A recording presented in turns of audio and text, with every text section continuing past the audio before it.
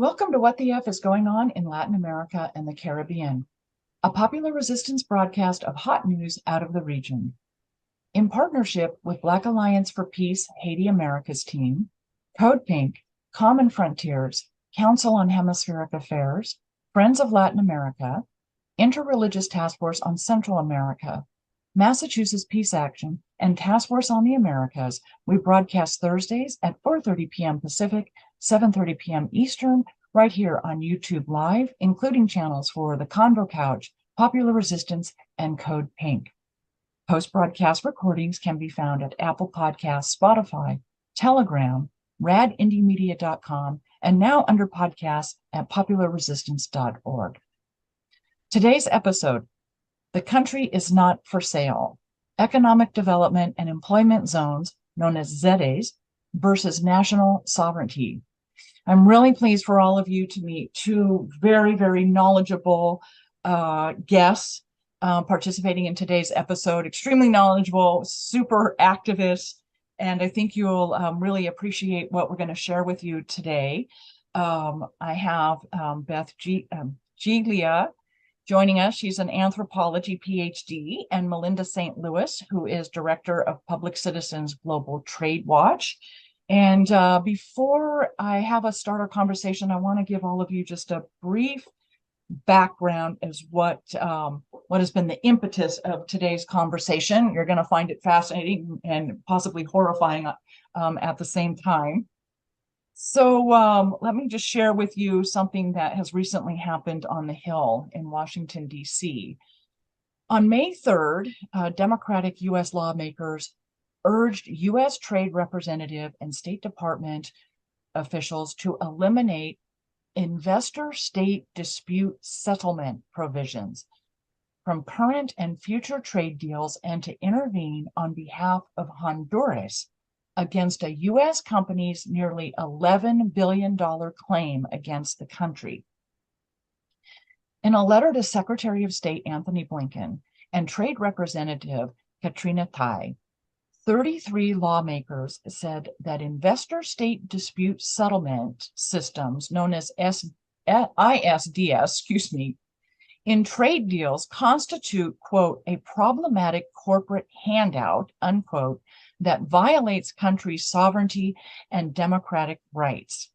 Today, we will specifically discuss investor-state dispute settlement systems within the specific focus of Honduras, but I think it's also important for all of us to keep in mind that this language is used in trade agreements, U.S. trade agreements, with many other global South nations, including, I believe, Argentina and Colombia here in Latin America and the Caribbean.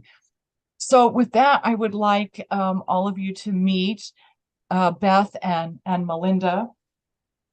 And maybe, ladies, we should start with this letter and what the impetus of the letter was and what the 33 members of Congress are hoping to achieve.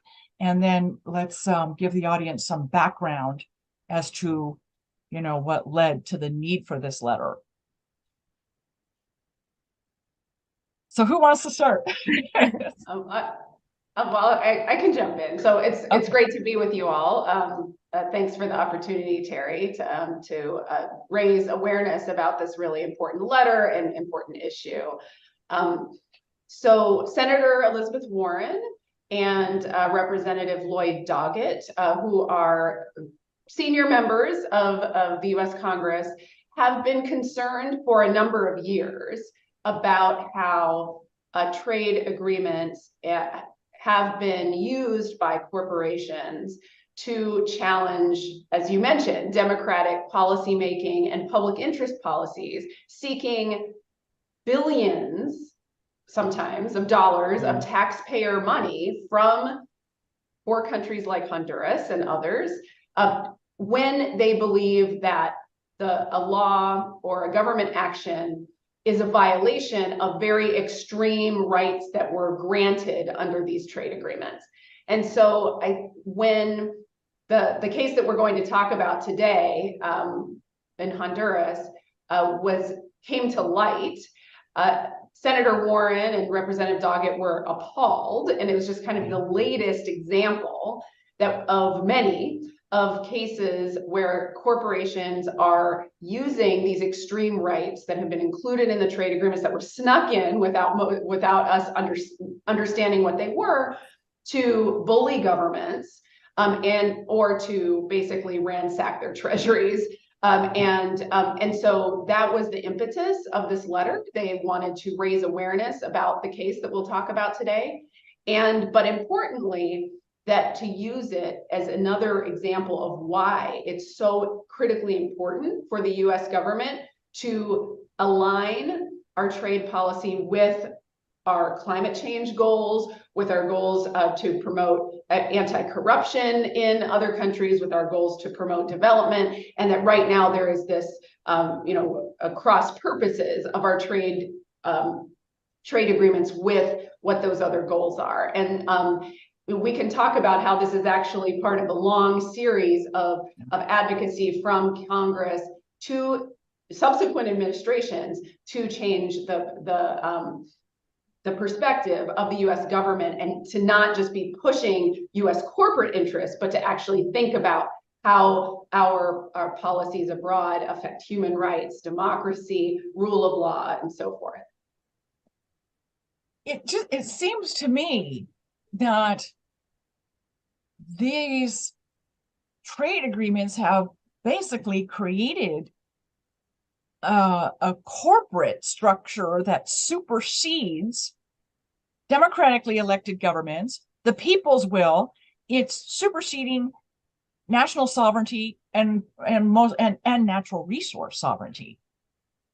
And that is right. So, I mean, the thing that's, I think, hard for for folks to grasp is this crazy system that was created under these trade agreements that elevates a private corporation to the level of a nation state to be able to sue that government. Like that didn't exist previously. Governments are sovereign nations, as you mentioned, but under this system, the corporations are able to have a private right of action. They don't have to convince, this US company does not have to convince the US government to engage in this. They can sue Honduras directly, and they can seek, as you mentioned, $11 billion, which is 2/3 of Honduras's national budget for 2022. So obviously this is just an outrageous sum, an absolutely impossible sum, and therefore they can use that as leverage to bully the government to hopefully do what they want. And that's how companies have been using the system to force countries to settle with them, often to change their laws or to allow them to continue practices that are harmful, or again, to be compensated by the taxpayers of those countries. So it's a huge affront to sovereignty. And that's why actually it has become very unpopular, even in the United States, among those who are paying attention. And it's not just Democrats, but Republicans also, because this is something, the United States actually is also vulnerable to these types of cases. And in fact, we're facing one right now after President Biden canceled the Keystone XL pipeline. We now face a $15 billion case from the Canadian company that was going to build that pipeline. And I think as the United States started to see, wait, this isn't just our corporations, going after poorer countries, but actually we could potentially be vulnerable. Now it's no longer popular. But so now that's why we need to translate that ire, to say, wait, the US government, it should not be taken before an international tribunal for a corporation. Well, our corporation should not be taking other countries toward international tribunals like what we're seeing with Honduras.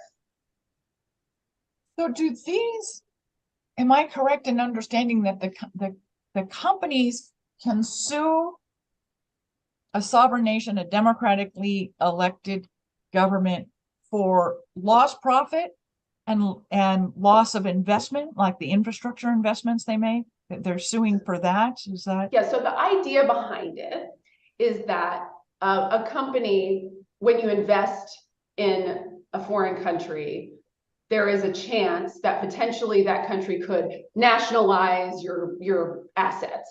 And if they do that, if they expropriate your investment, you have the right to compensation. Now, that you can make an argument that that could make sense. But what's happened is that in the context of these agreements, they defined what these violations are very broadly. So it's not just, if I seize your factory, I have to compensate you. It's if I pass a law that reduces the value of your investment. So that can be environmental protections if you are a fossil fuel company that wants to, abuse the environment, or a mining company, or it could be a public health protection if if your investment was actually going to be damaging health. And so it's been interpreted in this very broad way that you get compensated not just for your investment, but that's what you mentioned, which is the crazy part, is that you can sue for what your expected future profits may have been. Wow. If that law had not been. And so then they inflate out of thin air. We know this company, and we'll talk, Beth can talk about what's happened with the company, but they haven't invested even a tiny fraction of what they're suing for. But they claim that if they were able to function as they wanted, at some point in the future, they would make $11 billion. And so that's why they are, wow. And that's why this has fallen out of favor too, because it's not even, we're not even talking about like a leftist idea. When you think about, if you're an investor and you're going to invest someplace, you may make a lot of money, especially if it's a risky investment, or you might lose some money. You don't have a right to be compensated because you lost money. And that is kind of the idea now behind these investor state suits, is that they are completely protected from any change in the regulatory environment where they have invested. And that's just simply not the way our national courts work. That's not a standard that in our courts that would be accepted. But because it's this pro-corporate international tribunal that is set up outside of our courts, they've created these whole new rules that are very pro-corporate in terms of their rights. So Beth, in terms of Honduras specifically, this transnational corporate system, these ZEDEs, which you know so much about, these were accepted in Honduras during the Juan Orlando Hernandez administration.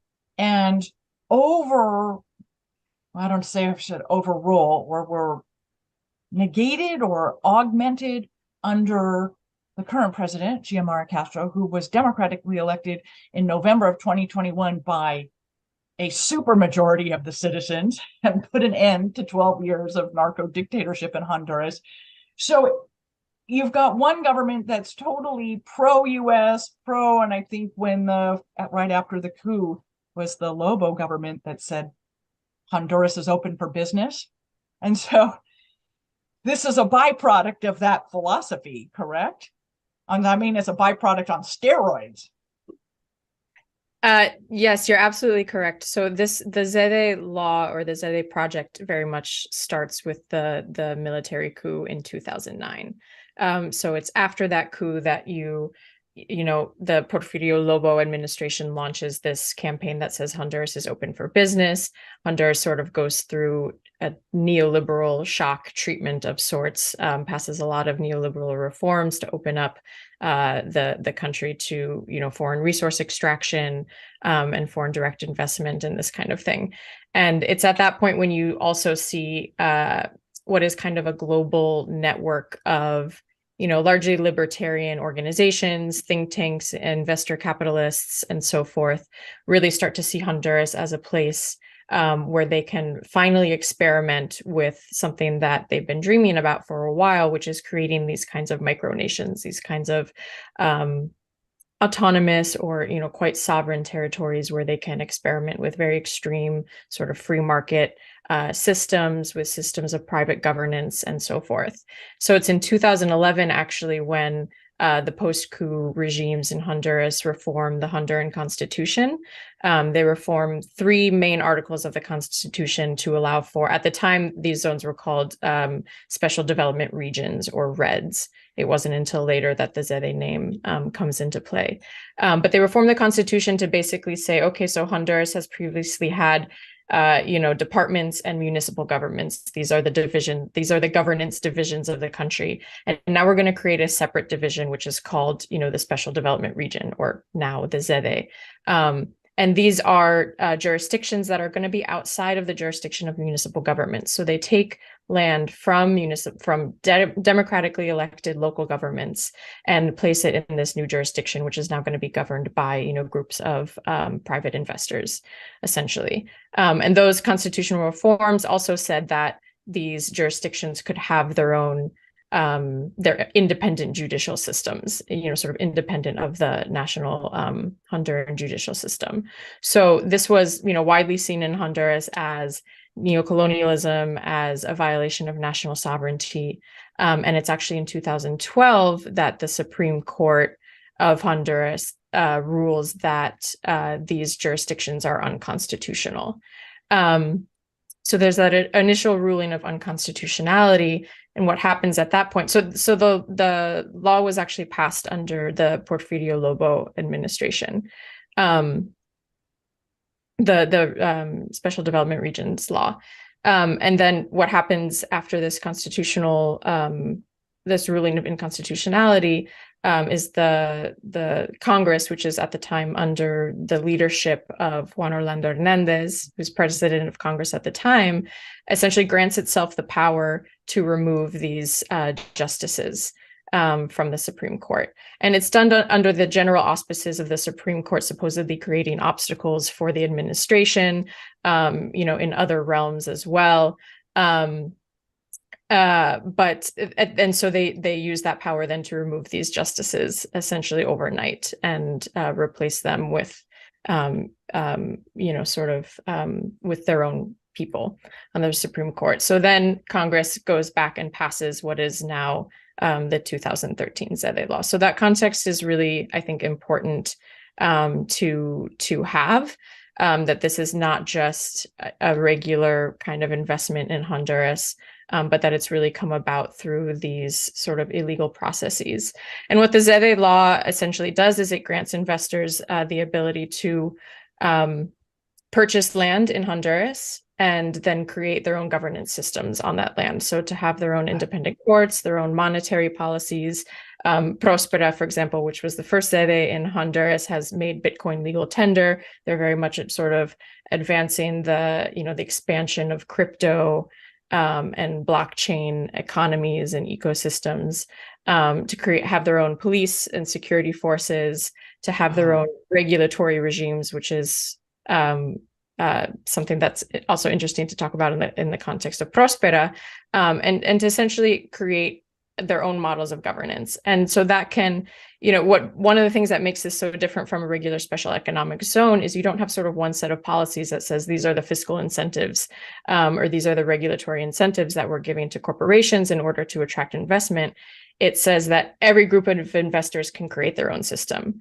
So you could potentially have like 20 different investors and 20 different independent sovereign systems within. Well, I guess they're not within Honduras at that point. They're like cutouts because they don't have to answer to the elected government, to the constitutional institutions of Honduras. They have their own. So they're all like basically like city states or like cutouts, right? They've just like extracted part of. Oh my God, I mean, it's almost impossible to believe listening to, when I hear it, you read about it, but like hearing the conversation, it's almost impossible to believe. I find it fascinating that, I'm listening to this thinking, it actually took a coup to get this to happen too, which has been the model throughout the Americas for like 500 years. That it really took a coup in 2009 to make this happen, or to get a government receptive to the idea, I guess is maybe a more diplomatic way to say it. So what happens? So Prospera was the first ZEDE. And it is that corporation that is suing. That's correct. Yeah. So the the charter for the Prospera jurisdiction, which is on the island of Roatan, in Honduras, was actually signed. It was signed behind closed doors at the embassy in Washington, D.C., with a body that's called the Committee for the Adoption of Best Practices. And we can go more into that as well. This is basically what the ZEDE law does, is it says that it's not even the Honduran Congress that really has the power to, declare these private jurisdictions or to approve them. There's this separate group of people. It's an international committee. It was, first, it was comprised of mostly a majority of US citizens, a lot of sort of familiar faces from the Reagan administration that worked on, Reagan's policy of supporting counterinsurgency efforts in Central America, were operating originally on this committee. And this committee is the group that approves these private jurisdictions with groups of investors. So the Prospera Charter was signed in 2018. But it wasn't until 2020 that Hondurans even knew that this jurisdiction existed. So, the investors on the island of Roatan talked to local communities about this being just a regular tourism development. And that's how it was perceived. And it wasn't until 2020 that Hondurans realized what was actually happening with this project. And this was much bigger than a tourism investment, that this was really an issue of national sovereignty. And like, as you were saying earlier, in terms of the different kinds of systems that can be enacted through this policy, Honduras approved 3 ZEDEs before there was a transition in government. So it's also, good to keep in mind that these were sort of kind of pushed through at the end of Juan Orlando Hernandez's last administration, knowing full well that, a transition to democracy was likely to take place, and that this would likely put an end to the ZEDE project. So there are 3 ZEDEs in Honduras. There's the Orquídea ZEDE, there's the Morazán ZEDE, and there's the Prospera ZEDE, and each one has its own system, and each one has created its own governance system. And there's a debate, just to go back to what you were saying, there's a debate in Honduras, about what exactly is sovereignty. So the Hondurans and the international investors that support the ZEDEs will claim this is not a violation of national sovereignty. The Honduran military still has jurisdiction on this land, and the articles of the Constitution that apply to the issuing of passports and these kinds of things still apply in these territories. But what you're really doing is you're taking land and you're removing it from democratic control. So you're putting it under another governance system where people don't have equal rights to vote. And so it's really a question about democracy in the end. Do people live inside these economic zones or simply work? What is physically inside? And then I guess the other question is, can the Honduran military actually go in? Like, to me, it would seem like you're crossing a border at that point, so to speak. Do they have jurisdiction inside those zones? Or, oh my God, I mean, it just doesn't even the military does, and the Honduran police can be invited into the zones. Can be invited, okay. By the ZEDE administrations. Okay. Yeah. And do people live in there? Do people go in and work and then leave at the end of the day, or do they live in there, or? So all of these zones are very initial stages of development. And this is, also, related to the ISDS case. Prospera claims that they've invested, around 100 million in the zone, and they're claiming that Honduras might be liable for up to 10.7 billion. So just to give a sense of, so these zones are in very initial stages of development. The case with Prospera is that the Prospera company, which is based in Washington, D.C., purchased an initial 58 acres of land in the community of Crawfish Rock on the island of Roatan. And this was, mostly uninhabited land, but of course it is part of Crawfish Rock. It is governed by the Patronato, which is the local governing council of Crawfish Rock, was previously governed by the municipality, etc. And Prospera is really trying to attract sort of global digital nomads, people, from other countries who are remote workers, and might want to, relocate and work remotely from a beautiful, island in kind of, this Caribbean paradise. And that's really sort of the demographic that they're trying to recruit. They're also recruiting, people who are invested in the sort of the world of decentralized finance. So people who are interested in crypto investments, and then other sort of entrepreneurs and investors. So they're really recruiting people from outside Honduras. And they are also, recruiting Hondurans for some jobs within the zone. But really up to this point, it's been, they've been constructing sort of like their initial buildings, their initial real estate projects, and that kind of thing. So there are very few people living in these zones as of yet. When you say remote workers or nomad workers, it comes to mind, and I don't know what the name is, but I've seen like ads, social media ads, and Melinda, you're shaking your head. Is this the same? I mean, really promoting nomadic work and take a year off and go do this. And I don't know where I've seen those ads, but I've seen them quite frequently. I think like probably on Twitter and Facebook. I probably shouldn't use those two names, but social media. I don't know that I've seen them in print ad, but is that the sort of thing that Prospera is attracting? Are those people? That sort of.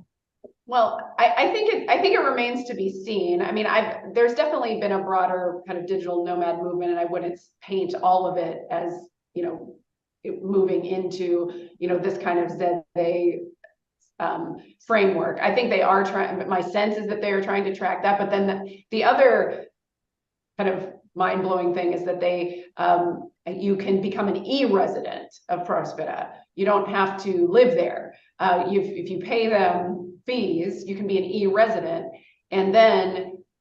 but you can avail yourself of their deregulatory framework if you want to start a business. So you can incorporate your business in Prospera ZEDE, even if you don't live there, and they advertise the fact that it is, that there are way fewer steps to register a business, that you can provide your own, you can choose a regulatory code from any OECD country, or you can propose your own to the council. And they say that, the labor, the minimum wage is, or labor laws, it's more flexible labor environment than in Honduras or in the United States. So so I think it's both potentially the tourist element, but then it also is this idea of kind of a deregulatory business environment that seems to be a lot of what they're selling. So as an e-resident, you could incorporate your business within the Prospera ZEDE and run your business anywhere in the world? Is that, or do you have to like run it inside that ZEDE or inside how we geographically define Honduras? Or is this just an instrument to set up, wow. You can run your business anywhere once you're incorporated there, or we don't know that yet? We're waiting to see if that's what happens. I think there's a lot that's yet to be seen in exactly how this is going to work, but I think that it's maybe somewhat similar to how, companies register in Delaware, for example. Yeah. So, register your company where there's, favorable, like a favorable regulatory framework, to then be able to operate. And a lot of this is also geared towards, digital assets and the kind of business that is done virtually, in general. So, so as Melinda mentioned, the Prospera jurisdiction offers 4 different options for regulatory frameworks for investors. And one of them is to adopt, the regulatory framework of another OECD country. Another is to propose your own regulations to be approved by the Prospera government. And the other is to operate under what's basically a liability system, where you have a certain kind of liability insurance and you are subject to being sued for, causing harm to another party or to an individual. But largely free of regulations. Wow, it's a whole superstructure superseding elected government. I mean, it's really scary. It's really. So what else should the audience know about ZEDEs? I guess my question would be, this isn't just occurring in Honduras. My understanding is there are now in Colombia people that are petitioning the new government, the Petro government, to do something about the mining concessions that are similarly managed and regulated in Colombia. Am I correct in that, or Argentina too, I believe? I think there's a wide spectrum of sort of these extraterritorial jurisdictions, right? You know, we have all sorts of different kinds of free trade zones, export processing zones. A lot of resource extraction takes place in the context of, you know, legal loopholes and these kinds of exemptions for corporations and that kind of thing. And I tend to think that these things kind of exist on a spectrum. And I think in Honduras, you see the most extreme form of this. And, you know, the global investors that are involved in the project talk about it this way. This is very much a vanguard project. This is very much pushing the boundaries of corporate sovereignty in other countries, pushing the boundaries of, you know, what they claim is the nation state having a monopoly on sovereignty, and how can we break that, and how can we gain access to territory to form our own government. So I think Honduras is a very extreme example. You see similar kinds of enclaves popping up all over the world that I think are pursuing similar interests. So for example, you have Bitcoin City in El Salvador, and this is sort of very much along the same lines of, you know, groups of investors who are committed to expanding what they call decentralized finance, you know, hoping that this decentralized system, what is essentially an unregulated financial system, can eventually take over the global financial system. And so you see these kinds of like crypto and Bitcoin enclaves in the form of some kind of special jurisdiction or some kind of urban project popping up all over the world. And I think Honduras is where they have gotten the furthest in creating an actual legal system to get the kind of sovereignty that they're after. And I think that one thing that is particularly unique about the ZEDE law in Honduras is that it creates a template for making these jurisdictions very easy to set up. So it's, like I said before, it's kind of removing the power to do that, which, you know, nation states all over the world create special jurisdictions. But sort of taking the power to do that and giving it to these unelected, secretive, completely, you know, non-transparent organizations that are given the power to create these jurisdictions. And then in the case of the ZEDE law, once the jurisdiction is created for example, Prospera, they're easily expandable. So Prospera can expand not by getting approval from the Honduran Congress or even the Committee for the Adoption of Best Practices, but they can expand by just having a contract with a private landowner. And it can be a private landowner actually anywhere in the country. So it doesn't have to be contiguous to the existing Prospera jurisdiction. And they did that with the case of, you know, shortly after Prospera became a special jurisdiction, they incorporated the Satuye port on mainland Honduras, which, you know, does not share a border with Prospera, but they did that just through a private agreement. So you really have created this they have created this system where these zones can just expand without any democratic oversight. And this is part of sort of the long-term vision of this model, is to create hubs, you know, for example, a hub in Roatan, potentially hubs in southern Honduras and different parts of Honduras. And then as they can go about convincing other governments to enact the same kind of legislation, they can open hubs all over the world with using the same governance system, which they call an operating system, but essentially using the, you know, for example, the Prospera government. And then also creating these virtual jurisdictions, as Melinda was talking about. So, you know, creating the option for e-citizenship and creating a jurisdiction that kind of exists virtually outside of the sort of material territory. And then if, Honduras reforms their laws and, closes the ZEDEs, for example, or if another country does the same, you have a group of residents that are sort of automatically citizens of these hubs everywhere else and can simply take their capital and take their businesses and go elsewhere or continue operating through the virtual jurisdiction. So it really does create, I'm trying to sort of give the image of how it creates this sort of meta structure that again supersedes national sovereignty and really aims to eventually operate independently of nation states. That's kind of the long-term vision. And I think Honduras, the law that was passed in Honduras is sort of the closest that, investors have gotten to really creating a system that that comes close to that. In our last few minutes, let's talk about what Xiomara Castro has done in response to all of this. She was elected president, as we said earlier, by a significant majority of Honduran citizens in November of 2021. Her inauguration ended the 12 years of narco dictatorship in the country.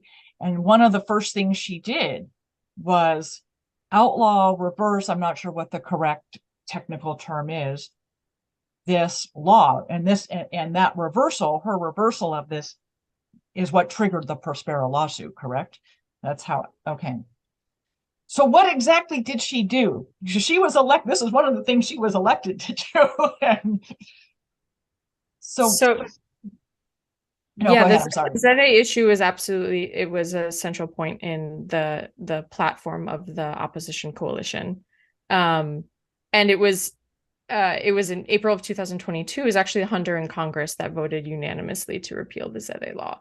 And this was really seen as, a victory for democracy, for the rule of law, for sort of taking the country back from 12 years of narco dictatorship, it's taking the institutions back under democratic control. I think it's also to note, you asked earlier, what else should people know about the ZEDEs? It's really important, I think, to mention the resistance that there has been to ZEDEs inside Honduras. And so in 2020, there was a period of time when a lot of Hondurans thought that the ZEDE was basically a dead project, that it wasn't going to come to fruition. The government was, constantly saying that any month now the first ZEDE was going to be launched. They were largely talking about the southern part of the country. They weren't talking about Roatan. And it was in 2020 when this, becomes front and center as a national issue again. And you start to see communities and people throughout Honduras really sort of reviving local democracy in the face of this kind of privatization project.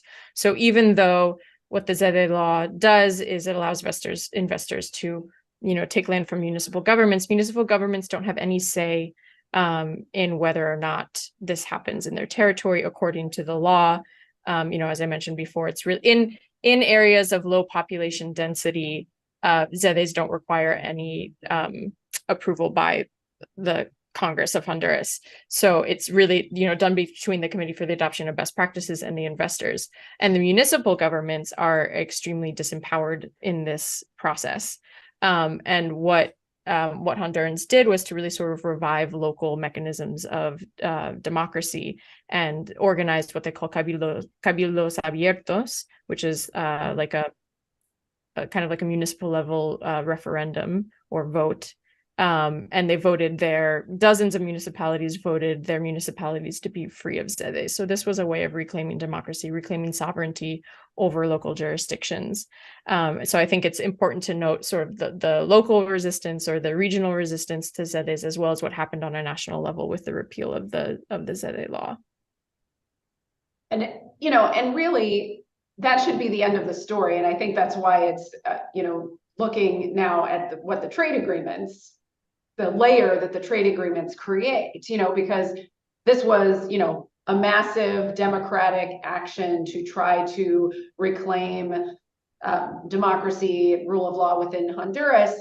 They won, they changed the law. They elected a government that was ready to do that. And now the company has these extra rights that have been granted to them under the Central America Free Trade Agreement with the United States that says they have these broad investor rights. And so they're using that to then challenge the fact that, challenge the repeal of this law and saying that it shouldn't apply to them, that they had signed a legal stability agreement with the outgoing government, which, of Juan Orlando Hernandez, which obviously is, you would think would be a pretty shaky legal territory. And yet they are using that to, to advance this claim for $11 billion. And this will now be happening outside of national courts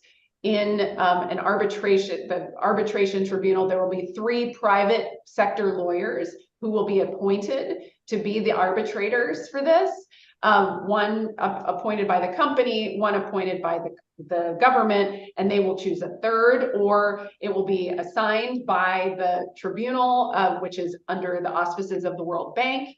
And those 3 private sector lawyers will decide, this case. And in the meantime, the Honduran government must seek legal counsel. It's extremely expensive to defend yourself. You have to pay half of the arbitration costs, which are extremely high, because these are private, they earn private sector lawyer rates. They are not judges. They're not salaried employees. They receive an incentive to have these cases go on very long.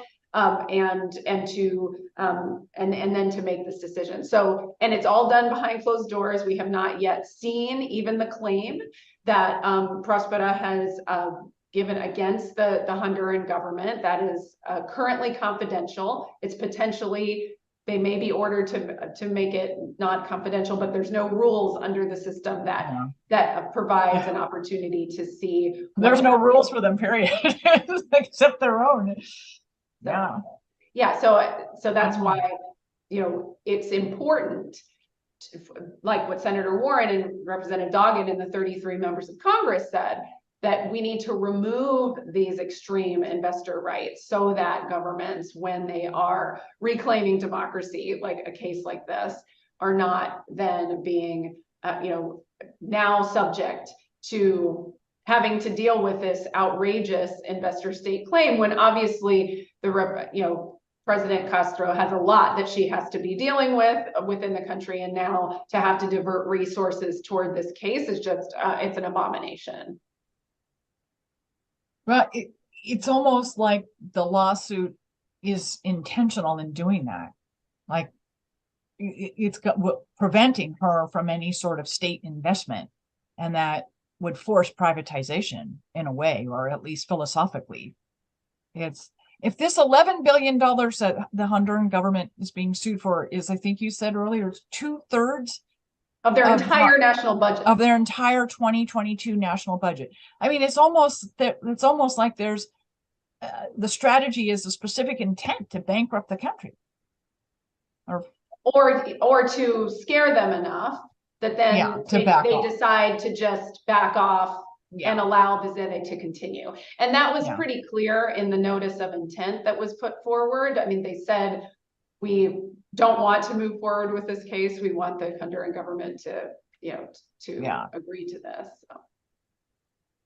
Wow. I mean, it's really horrifying. It's like neoliberal capitalism on steroids. Just, yeah. Wow. Well, thank you, ladies. My gosh, there's so much more to talk about here, and I would love to have you come back, and watch how we can maybe analyze how this letter is affecting, decisions on the Hill, what ultimately comes, because as you said, I mean, it could affect the United States too, and I agree that's the threat to the United States is really the impetus for changing the law.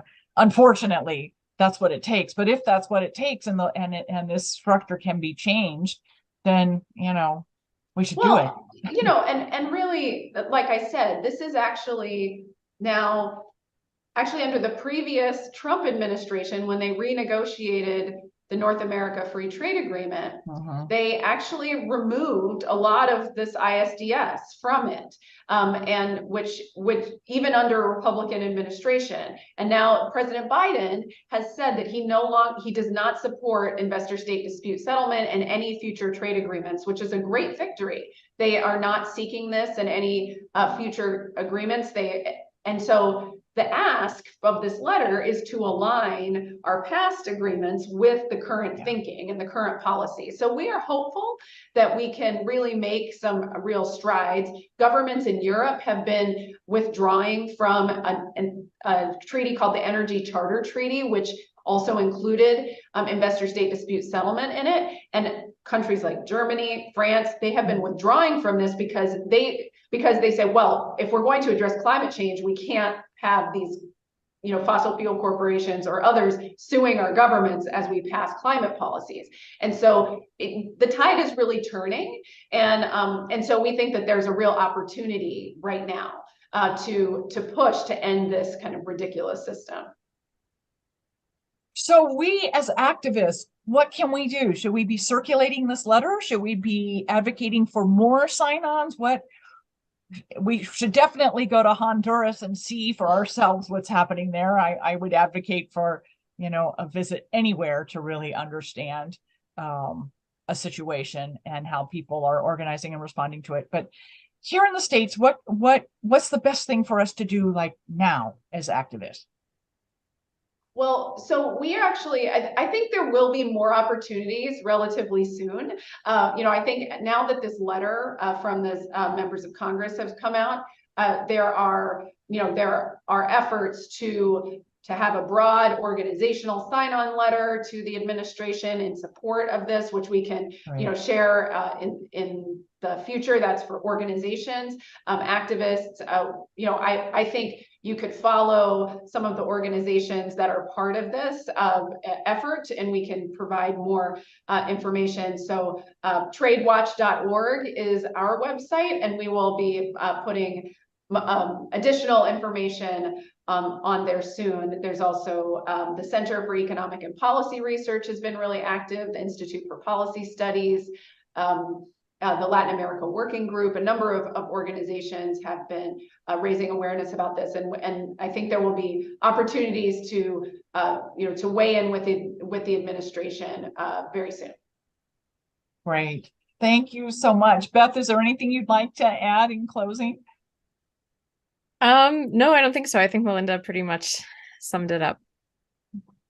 So for the audience, I'll be sure to put the links into all these organizations, TradeWatch, CEPR, IPS, LOG. I'll put links in the program notes. For the audience, I'll put the link in the Honduras Solidarity Network also. Of course. Yeah. And we should give a huge shout out to the Honduran Solidarity Network, Karen Spring specifically, because she really facilitated today's conversation. And I'm just I'm so thankful that both of you were available to have this really, really important conversation. And it's a really necessary for those of us in the States to understand, what's happening to our neighbors in the global South and what we can do, to stop it and to help ourselves in the long run as well. So I will include all of the links to those organizations in the program notes. I'll also include the link to the Warren letter so that people can see that as well. So, okay, thank you so much, Beth and Melinda. What a really informative and helpful conversation, and just so nice to work with both of you. Really enjoyed it. So I want to remind the audience that you've been watching What the F is Going On in Latin America and the Caribbean. We are a popular resistance broadcast. We air on Thursday evening, 7:30 p.m. Eastern, on 3 YouTube channels, Popular Resistance, Code Pink, and the Convo Couch. And you can also find the audio recordings at Apple Podcasts, Spotify, or wherever you get your podcasts. So thank you, ladies, and for the audience, we'll see you next week.